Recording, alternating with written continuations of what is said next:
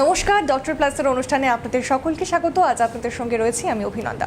মূলত doctor plus নিয়ে যতটা বলবো আমার মনে হয় ততটাই কম বলা হবে, কারণ ডক্টর প্লাস এমন একটি জায়গা, চিকিৎসা কেন্দ্র, যেখানে শরীরের যে কোনো সমস্যার একমাত্র সঠিক সমাধানের রাস্তা।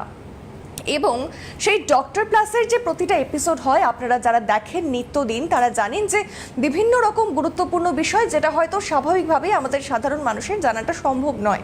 মানে যে কোনো রোগ সেটা কেন হয়, কিভাবে শুরু হয়, বা সেটা কিভাবে কমবে, একেবারেই নির্মূল হবে। তো আজকেও তেমন একটি গুরুত্বপূর্ণ এপিসোড হতে চলেছে, একটি গুরুত্বপূর্ণ বিষয় নিয়ে আলোচনা হতে চলেছে। এপিসোডে ঢুকবো তার আগে বলবো, ডক্টর প্লাসের প্রতিটি অনুষ্ঠান, যাদের নিত্য পছন্দের অনুষ্ঠান, সব সময় যাতে অনুষ্ঠানটা দেখতে পারেন তার জন্য কি করতে হবে? আমাদের প্রত্যেকের হাতেই থাকে ফোন, আর ফোনে থাকে ইউটিউবে গিয়ে সার্চ করুন CTVN AKT প্লাস, চলে আসবে। এবং এই মুহূর্তে কিন্তু লাইভ স্ট্রিমিং চলছে, কিভাবে সার্চ করতে হবে পাশাপাশি দেখানো হচ্ছে। তো পরবর্তীকালে যদি চান যে এপিসোডটা দেখবো, আবার দেখবো, তো এখানে সাবস্ক্রাইব করতে হবে। তার জন্য অবশ্যই সেটা ভিডিও ফরম্যাটে থেকে যাবে, এবং ইউটিউবের পাশাপাশি একইভাবে ফেসবুকেও কিন্তু পাওয়া যাবে, কারণ আমরা ফেসবুকটাও এখন খুব ঘাঁটি। যাই হোক, তো আজকে মূলত যে বিষয়টি বেছে নেওয়া হয়েছে আলোচনার জন্য, অবশ্যই আপনারা শুনে থাকবেন পেসমেকার। দেখুন, পেসমেকার কি কারণে ব্যবহার করা হয়, খানিকটা অল্প বিস্তর আইডিয়া তো আপনাদের প্রত্যেকেই রয়েছে, কিন্তু আমি বলবো পেসমেকার নিয়ে যতটা আমরা জানি বা না জানি, জানবো অবশ্যই আজকে আরও বিস্তারিতভাবে। কিন্তু পেসমেকার নিয়ে প্রচুর মিথ রয়েছে, যেমন ধরুন ফোন ব্যবহার করা যাবে কিনা, আরও বিভিন্ন ধরনের মিথ কিন্তু রয়েছে। তো সেগুলো কতটা ঠিক, আজকে পেসমেকার সম্পর্কে যেমন জানবো, তেমন সেই মিথগুলো ঠিক বা ভুল সেই সম্পর্কেও কিন্তু আমরা আরও বিস্তারিত জানবো। এবং আজকে যিনি আমাদের আরও বিস্তরভাবে জানাবেন, ডক্টর শুভাংশু পাল, DM কার্ডিও। ডক্টরকে অনেক অনেক স্বাগত। নমস্কার ডক্টর। আজকে আমরা মূলত যে বিষয়টিকে বেছে নিয়েছি আলোচনা করব বলে, পেসমেকার। আমি প্রথমেই একটু জানবো যে পেসমেকারটা কি? পেসমেকার হচ্ছে একটা ডিভাইস যেটা আমরা রোগীর বডিতে প্রতিস্থাপন করি। সেটা পেসমেকার টেম্পোরারি হতে পারে, পার্মানেন্ট পেসমেকারও হতে পারে। টেম্পোরারি পেসমেকার আমরা তখন ইমপ্ল্যান্ট করি যখন আমরা বুঝতে পারি যে হার্টের মধ্যে যে ইলেকট্রিক্যাল সার্কিট একটা ব্লক রয়েছে, যেটা ভবিষ্যতে সেরে যেতে পারে, বা আমরা একটা টাইম পর্যন্ত পেশেন্টকে অবজার্ভ করতে চাইছি। সেই অবস্থায় হচ্ছে আমরা টেম্পোরারি পেসমেকার করি, এবং যখন বুঝতে পারি যে পেশেন্টের লং টার্মে যে হার্টে ইলেকট্রিক্যাল সার্কিট একটা ব্লক সেটা রয়ে যেতে পারে, সেক্ষেত্রে হচ্ছে আমরা পার্মানেন্ট পেসমেকার ইমপ্ল্যান্ট করি। আচ্ছা, তাহলে এই পেসমেকার শরীরের কোন কাজটাতে সাহায্য করবে?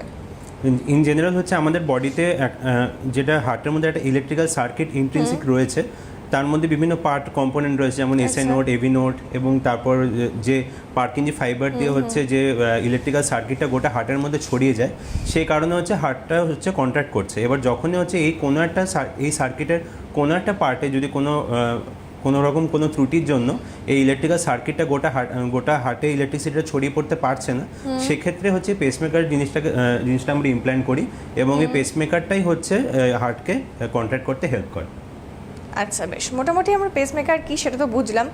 তবে এবারে এই প্রশ্নটাই আসছে যে তাহলে কি সব ধরনের পেশেন্টদের ক্ষেত্রে, মানে হার্টের পেশেন্টদের ক্ষেত্রে পেসমেকার প্রয়োজন? না, সব রকম হার্টের রোগীদের ক্ষেত্রে পেসমেকার দরকার পড়ে না।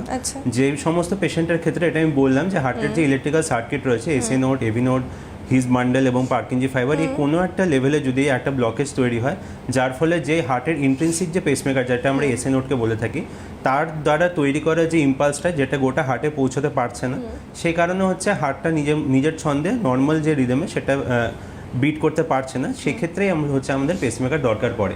আচ্ছা, মানে একটা মানুষের হার্ট যখন নিজের ক্ষমতায় কাজ করছে না, তখন সেটাকে চালানোর জন্য, ঠিকভাবে রাখার জন্য পেসমেকার আমাদের প্রয়োজন।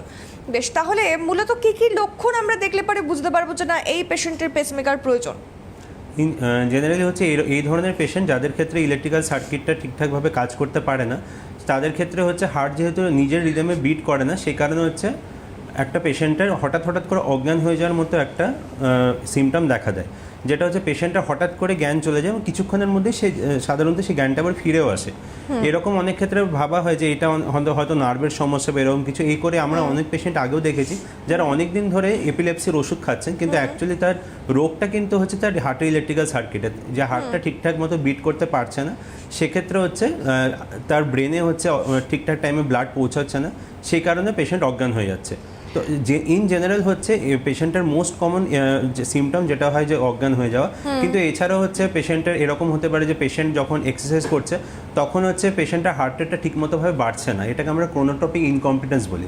মানে হচ্ছে পেশেন্ট যখন পেশেন্টের ডিমান্ডটা বাড়ছে বডির সেই সময় যে হার্ট বিটটা বাড়ার কথা সেটা বাড়ছে না, এই ধরনের ক্ষেত্রেও পেসমেকার লাগতে পারে। আরেকটা এখন নতুন এক ধরনের জিনিস যেটা আমাদের বাইভেন্ট্রিকুলার পেসিং করা হয়, যেটা হচ্ছে যে পেশেন্টের হার্টের পাম্প করার ক্ষমতা কম তাদের ক্ষেত্রে দুটো যে হার্টের যে দুটো ভেন্ট্রিকল আছে, দুটো ভেন্ট্রিকলকে একসাথে পাম্প করানোর জন্য একটা সিআরটি বলে ডিভাইস আমাদের বসানো হয়, সেটা একটা অন্য ধরনের পেসমেকার।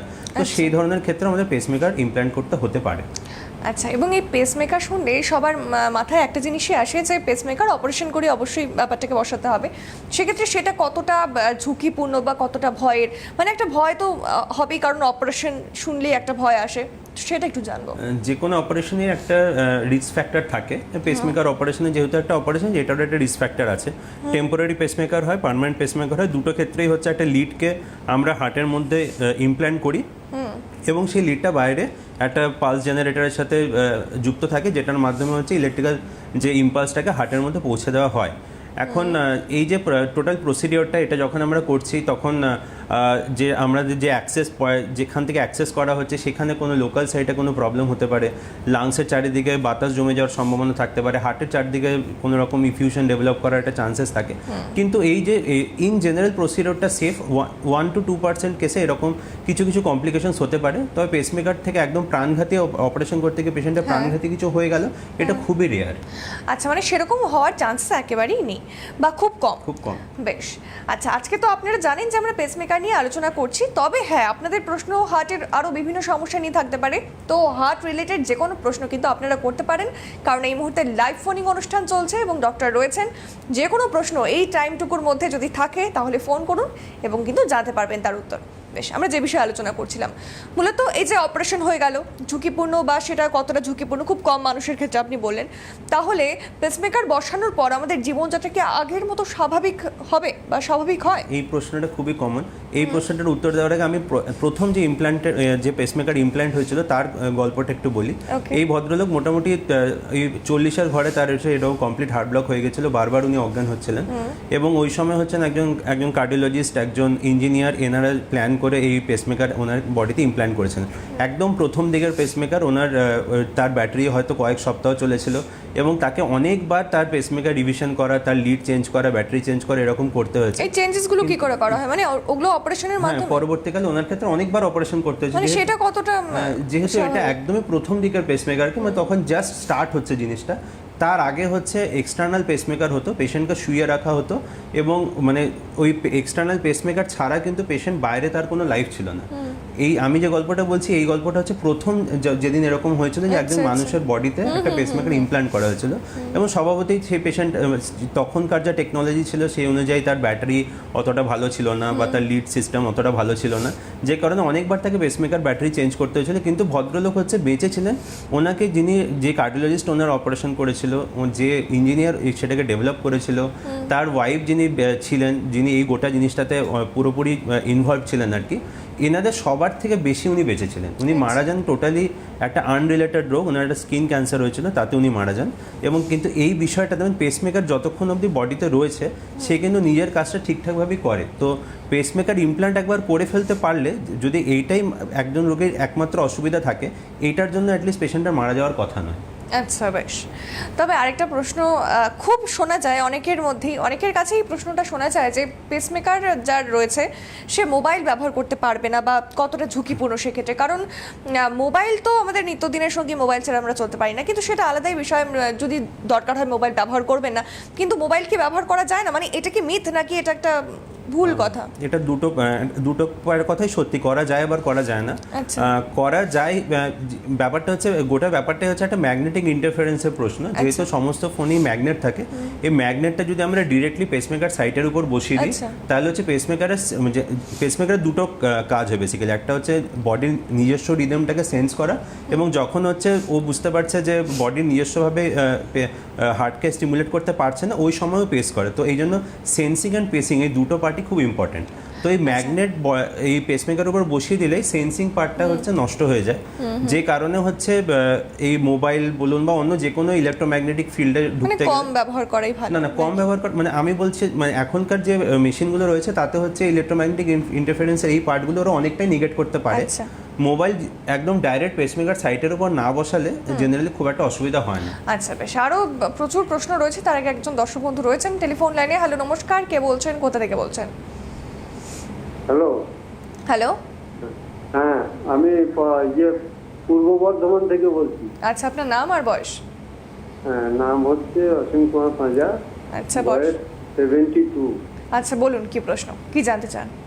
আমার এই হাতে মানে যখন সমস্যাটা দেখা যায় তখন থরথর করে কেঁপে ওঠে, গোটা শরীরকে কাঁপিয়ে দেয়। আর ওইটা যতক্ষণ থাকে ততক্ষণ আমার চলা হাঁটা সব দিক দিয়েই বন্ধ হয়ে যায়, এবং ওটা বেশিক্ষণ হয়তো থাকে না, সাময়িক হয়। আমি মনে করি ওটা গ্যাস থেকে হচ্ছে, দিয়ে গরম জল খাই কিংবা গ্যাসের ট্যাবলেট খাই, এই হয়তো একটু রিলিফ পাই, কিন্তু ওটা মাঝে মধ্যেই হয়ে যায়। হ্যাঁ, এই সমস্যায় ভুগছি আমি দীর্ঘদিন ধরে।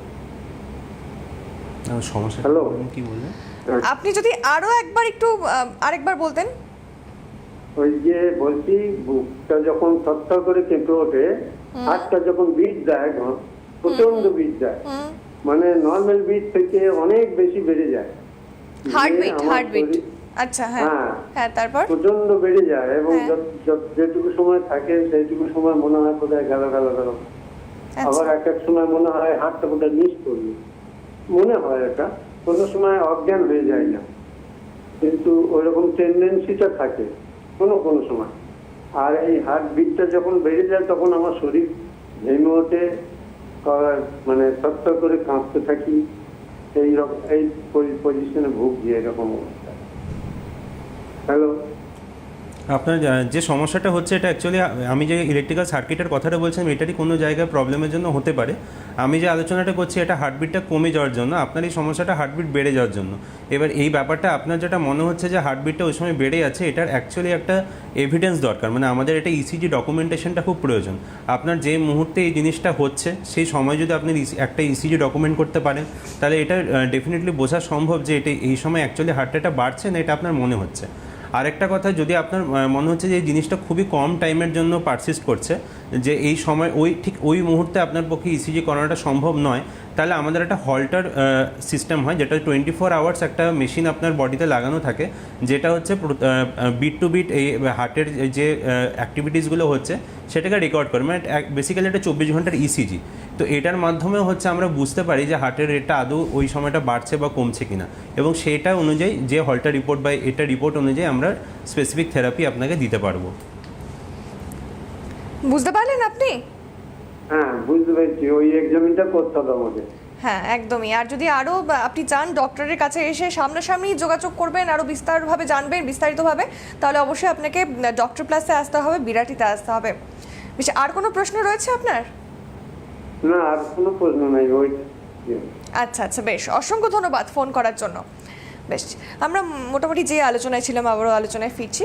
আপনি বললেন যে মোবাইল ব্যবহারের ক্ষেত্রে খুব একটা মানে সেরকম সমস্যাদায়ক নয়, তবে মোবাইল ছাড়াও আরও বিভিন্ন ইলেকট্রনিক্স জিনিস আমরা ব্যবহার করি, মাইক্রোওভেন বা ইন্ডাকশন কুকটপ, আরও একাধিক বৈদ্যুতিক জিনিসপত্র ব্যবহার করি। তো সেই জিনিসগুলো কতটা ক্ষতিকারক বা সেই জিনিসগুলো? প্রত্যেকের ক্ষেত্রে আমি আগের কথাটা বললাম সেটা প্রত্যেকের ক্ষেত্রেই অ্যাপ্লিকেবল, মানে এগুলো যে ইলেকট্রোম্যাগনেটিক ইন্টারফারেন্স ক্রিয়েট করে সেগুলো এখনকার মডার্ন যে পেসমেকারগুলো রয়েছে তাদের অ্যাক্টিভিটিতে খুব একটা কিছু প্রবলেম ক্রিয়েট করে না। ইন জেনারেল এগুলো ব্যবহারে কিন্তু সেরকম কোনো রেস্ট্রিকশনের কথা লেখা নেই। অনেকে আবার এটাও জিজ্ঞেস করেন যে বাজ পড়লে পেসমেকার অ্যাক্টিভিটিস কোনো ডিফারেন্স হয় কিনা। আমি তাদের একটা কথাই বলি যে যদি বাজ পড়ে, আপনি যদি সেরকম কোনো স্ট্র্যাটেজিক লোকেশনে থাকেন, আপনার বডিতে পেসমেকার থাক আর না থাক, বাজ কিন্তু আপনার মাথাতে পড়তেই পারে। তো মানে অ্যাকচুয়ালি হচ্ছে মানে নর্মাল লাইফে সাথে কিন্তু পেসমেকারের কোনো রকম কোনো বৈরিতা নেই, আপনি নর্মাল লাইফ লিড করতে পারেন পেসমেকার লাগানো অবস্থাতেও। বেশ, অনেকের দেখা গেল কোনো পেশেন্টের এমআরআই করার প্রয়োজন হলো, কিন্তু অলরেডি তার পেসমেকার বসানো রয়েছে, সেটা কতটা সমস্যার বা সেটা কি আদৌ সমস্যার? হ্যাঁ, এটার একটা প্রবলেম আছে, কারণ যে এমআরআইটা যেটা তার যে ইলেকট্রোম্যাগনেটিক ইন্টারফারেন্সের যে পাওয়ারটা সেটা কিন্তু অনেকটাই বেশি, মানে 1.5 টেসলা 3 টেসলা এগুলো এমআরআইয়ের একটা মানে যে ম্যাগনেটিক ফিল্ডের যে ইউনিট সেগুলোকে বলা হয়। এবার এখনকার যে মডার্ন পেসমেকারগুলো রয়েছে সেগুলো বেশিরভাগ ক্ষেত্রে এরা এমআরআই কম্পার্টেবল হয়, কিন্তু এটা আপনাকে এক্স্যাক্টলি জেনে রাখতে হবে সেটা কত টেসলা অবধি এমআরআই কম্পার্টেবল, 1.5 টেসলা না 3 টেসলা। এক্স্যাক্টলি যতটা অবধি কম্পার্টেবল ততটা অবধি আপনি এমআরআই করতে পারেন, এতে কোনো অসুবিধা নেই। কিন্তু যদি এমআরআই কম্পার্টেবল না হয় তাহলে কিন্তু এমআরআই করতে অবশ্যই অসুবিধা আছে। বেশ, আরও প্রচুর প্রশ্ন রয়েছে, সেগুলো শুনবো, উত্তর নেব, বাট তার আগে একটা ফোন রয়েছে। হ্যালো, নমস্কার, কে বলছেন, কোথা থেকে বলছেন? হ্যাঁ নমস্কার, আমি দেশিগুরবার থেকে ইন্দ্রিল চ্যাটার্জি বলছিলাম। আচ্ছা, আমার আপনার মায়ের একটা হার্টের সমস্যা আছে, সেটাকে ডাক্তারবাবু বলেছেন ট্রাইফাসকুলার ব্লক।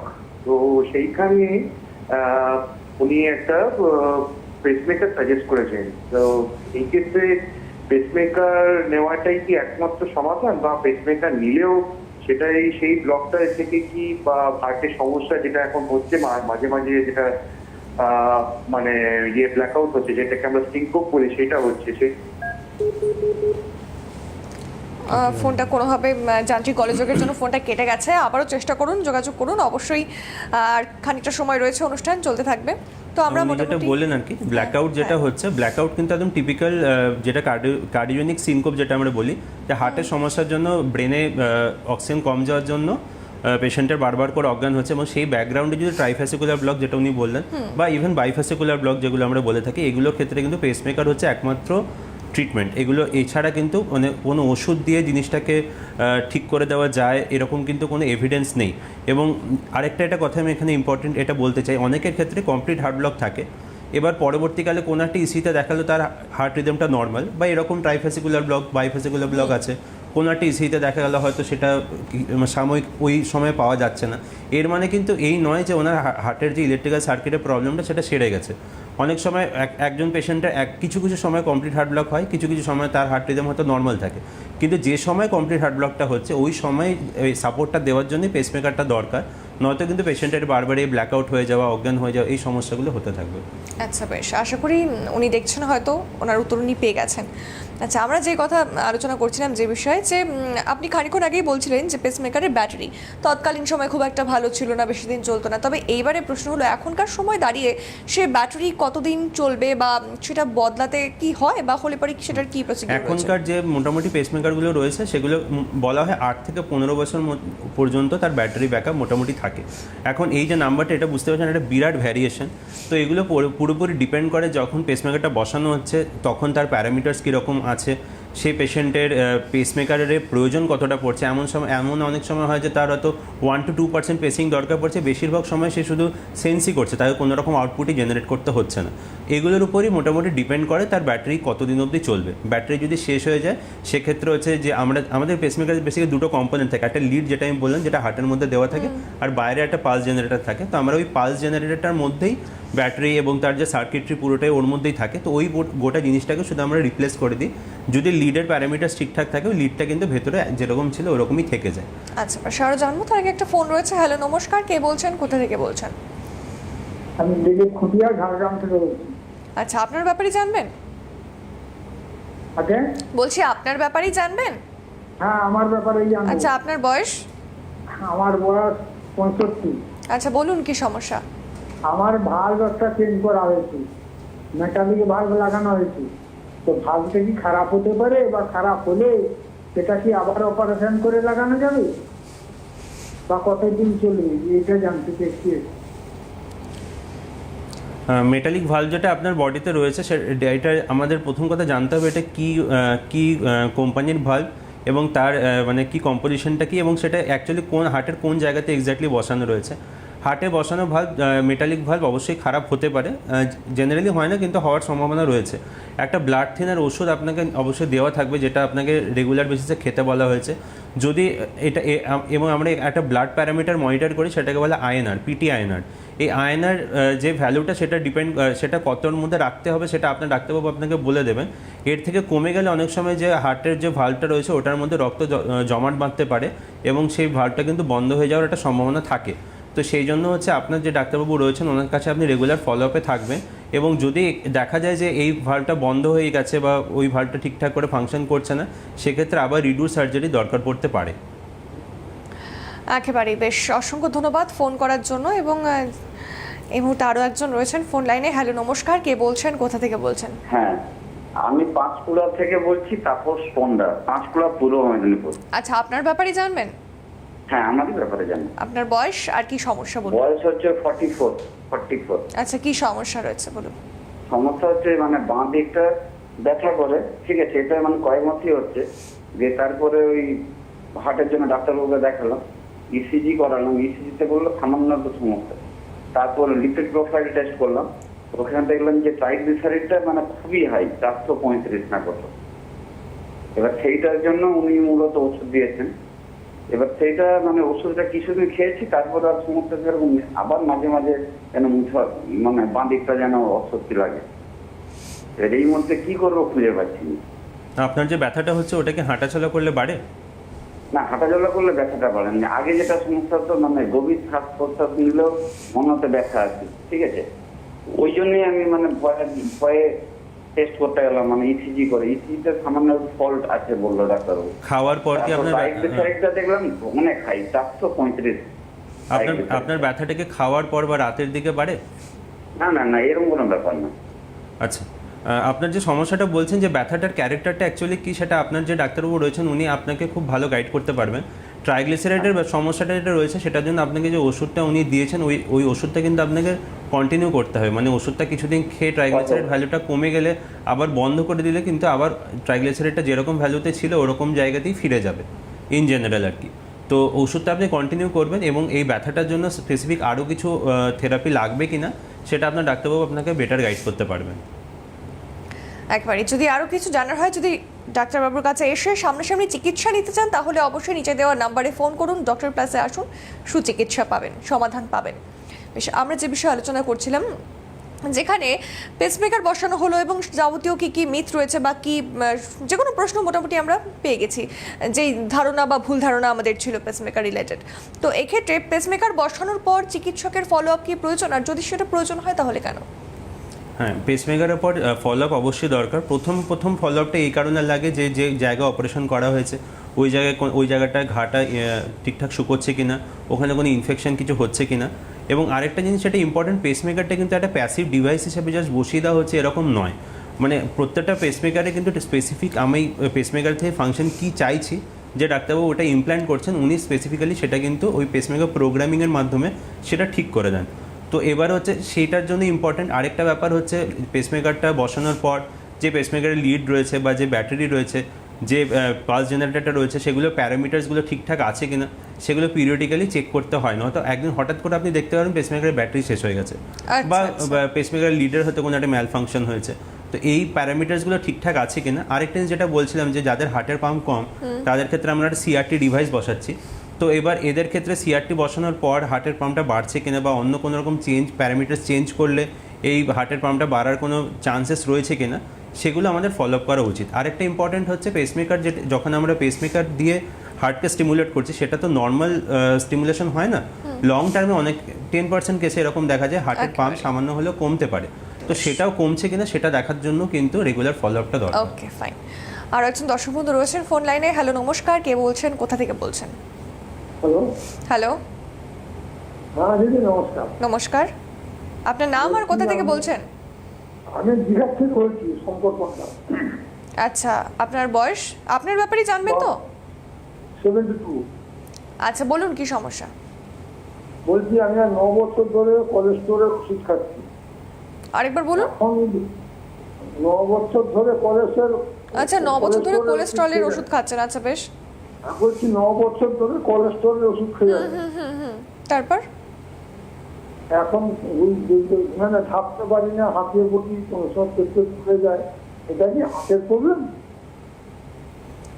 কোলেস্ট্রলের ওষুধ খাচ্ছেন, এই ওষুধটা আপনি কন্টিনিউ করবেন। এবার আমি হাঁপিয়ে যে যাচ্ছেন এটা হার্টের থেকে হচ্ছে কিনা সেটা দেখার জন্য স্পেসিফিক কিছু ইনভেস্টিগেশন করা দরকার, যেগুলো আমরা ইসিজি বা ইকোকার্ডিওগ্রাফি করি বা কিছু কিছু রক্ত পরীক্ষাও দরকার পড়ে আর্লি কোনো হার্ট ফেলিওর ডেভেলপ করছে কিনা সেগুলোকে বোঝার জন্য এই ইভ্যালুয়েশনগুলো দরকার। এবং এই হাঁপিয়ে পড়ছেন এটা প্রোফাইলটা টেস্ট করি, শুধু লিপিড প্রোফাইলটা টেস্ট করে দেখাই। শুধু লিপিড প্রোফাইলের উপর জিনিসটা ডিপেন্ড করছে না। আপনার যেটা মানে শ্বাসকষ্ট মানে যেটা হাঁপিয়ে যাচ্ছে এটা হার্টের সমস্যার জন্য হতে পারে, লাংসের সমস্যার জন্য হতে পারে, হিমোগ্লোবিন কমে গেলেও হতে পারে বা অন্য কোনো সিস্টেমিক কারণেও হতে পারে। তো এক্স্যাক্টলি কোন কারণে হচ্ছে সেটা পুরোপুরি একটা ইভ্যালুয়েশন ছাড়া কিন্তু বলা সম্ভব নয়। আর কোনো প্রশ্ন রয়েছে? না, আমার নিজের জন্য আমি দেখি। আচ্ছা, বেশ বেশ, অসংখ্য ধন্যবাদ ফোন করার জন্য। আচ্ছা, পেসমেকার বসানোর পর এবারে আমাদের কি কি সতর্কতা অবলম্বন করা উচিত? প্রথম যে পেসমেকার বসানোর পরপরই হচ্ছে যে জায়গাতে ইমপ্ল্যান্টেশন করা হয়েছে সেই জায়গার উনটা ঠিকঠাক হিল করছে কিনা সেটা দেখা উচিত। যেরকম ড্রেসিং করতে বলা হয় সেরকম করা উচিত।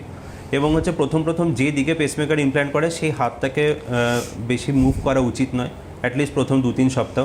এবং তারপরেও হচ্ছে হাতটা কিন্তু কাঁধের উপরে কখনোই তোলা উচিত নয়, তাহলে যে লিডটা বসানো আছে তার কোনো রকম ম্যালফাংশন হতে পারে। এছাড়া স্পেসিফিক সেরকম আলাদা করে কিছু প্রিকশনস মেনটেন করতে হয় না। এইগুলো প্রথম যে হিলিংটা ঠিকঠাক করাটা সেটাই সবথেকে বেশি ইম্পর্টেন্ট। আচ্ছা, পেসমেকার থাকলে ব্যায়াম, এক্সারসাইজ এগুলো করা যায়? রুটিন এক্সারসাইজ মোটামুটি সবই করা যায়, কিন্তু যেটা বললাম হাতটা ওভারহেড হাতটাকে নিয়ে যাওয়া উচিত নয়। সেক্ষেত্রে হচ্ছে লিডের কিছু প্রবলেমস আসতে পারে। এবং যারা হচ্ছেন ধরুন কম্পিটিটিভ স্পোর্টসে যারা থাকছেন তাদের ক্ষেত্রে হচ্ছে কিছু সময় রেস্ট্রিকশনস থাকতে পারে। এমনি নর্মাল আমাদের জেনারেল নর্মাল রুটিন লাইফে কিন্তু কোনো রকম কোনো প্রবলেম হওয়ার কথা নয়। আচ্ছা, পেসমেকার কি হার্ট অ্যাটাক প্রতিরোধ করতে পারে? হার্ট অ্যাটাক বলতে আমরা জেনারেলি যেটা বুঝি সেটা হচ্ছে মায়োকার্ডিয়াল ইনফার্কশন, যেটা নিয়ে আগের দিন আমরা আলোচনা করছিলাম। এবারে পেসমেকারের সাথে কিন্তু হার্ট অ্যাটাকের কোনো সম্পর্ক নেই। হার্ট অ্যাটাক হচ্ছে হার্টের আর্টারির প্রবলেমের জন্য জেনারেলি হয়, আর পেসমেকারটা হচ্ছে হার্টের যে ইলেকট্রিক্যাল সার্কিটের প্রবলেমের জন্য হয়। এবার যে হার্টের ইলেকট্রিক্যাল সার্কিটেরও তো একটা ডেফিনেট ব্লাড সাপ্লাই রয়েছে। যখন হচ্ছে পেশেন্টের হার্ট অ্যাটাক হয় কিছু ক্ষেত্রে দেখা যায় পেশেন্টের কিন্তু একটা কমপ্লিট হার্ট ব্লক ডেভেলপ করছে, মানে ইলেকট্রিক্যাল সার্কিটেও গন্ডগোল দেখা যাচ্ছে। বেশিরভাগ ক্ষেত্রেই হচ্ছে জিনিসটা রিভার্সেবল হয় এবং হার্ট অ্যাটাকটা ট্রিট করলে এটাও ঠিক হয়ে যায়। কিছু ক্ষেত্রে এরকম হয় যে হার্ট অ্যাটাক পেশেন্টের ক্ষেত্রেও এরকম ইলেকট্রিক্যাল সার্কিটের যে ব্লকটা এটা পারসিস্ট করছে, সেক্ষেত্রে হচ্ছে পেসমেকার লাগে। কিন্তু পেসমেকারের সাথে কিন্তু হার্ট অ্যাটাকের থেরাপির কোনো সম্পর্ক নেই। আচ্ছা, পেসমেকার থাকলে কি গাড়ি চালানো সম্ভব? গাড়ি চালাতে পারবে কেউ? হ্যাঁ, গাড়ি চালানো এগুলো সবই রুটিন কাজ, সবই করা যায়। কিন্তু গাড়ি চালানোর ক্ষেত্রে যাদের রিসেন্ট কোনো অজ্ঞান হওয়ার মতো এপিসোড যে হয়েছে বা এরকম ক্ষেত্রে তো আমরা পেসমেকার ইমপ্ল্যান্ট করি।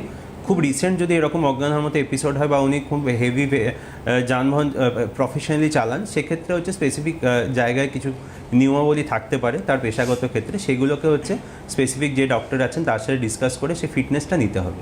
আচ্ছা, ধরুন যার পেসমেকার বসানো রয়েছে তার হঠাৎ করে মাথা ঘোরাচ্ছে বা অজ্ঞান হয়ে যাচ্ছে, তাহলে তার ক্ষেত্রে কি করা উচিত? এটা কিন্তু নর্মাল নয়।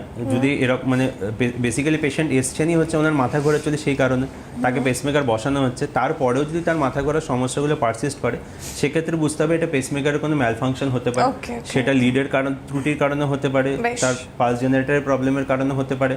এছাড়া অন্য কোনো কারণে পেসমেকার বা হার্ট ছাড়া অন্য সেই সময় চিকিৎসকের পরামর্শ নেওয়া একেবারেই বেশ। আজকে মোটামুটি পেসমেকার রিলেটেড হয়তো যাবতীয় যা প্রশ্ন ছিল আমি করে ফেলেছি, হয়তো সেই উত্তরগুলো আমি অনেকটাই পেয়ে গেছি এবং আপনারাও পেয়ে গেছেন এবং অনেকটা জানতে পেরেছেন। আজকে আর সময় নেই, এখানে অনুষ্ঠান শেষ করতে হচ্ছে। এতক্ষণ আমাদের সঙ্গে থাকার জন্য অসংখ্য ধন্যবাদ ডক্টরকে।